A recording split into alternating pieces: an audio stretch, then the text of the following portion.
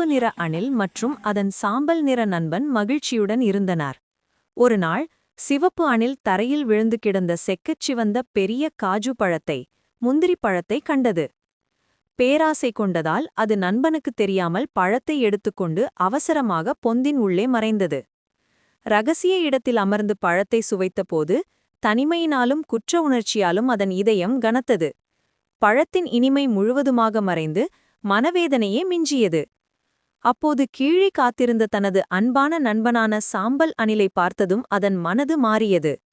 தனது தவறை உணர்ந்த சிவப்பு அணில் அவனை உடனடியாக அழைத்து பழத்தை மகிழ்ச்சியுடன் இரண்டாக பிளந்து கொடுத்தது. இருவரும் இணைந்து உண்டபோதுதான் உண்மையான ஆனந்தமும் திருப்தியும் கிடைத்தது. அந்த பகிர்தல்தான் தனிமையிலிருந்தபோது கிடைக்காத உண்மையான இனிமையை தந்தது. நீதி: பொருட்களை சேமிப்பதை விட அன்பை பகிர்வதே உண்மையான மகிழ்ச்சி.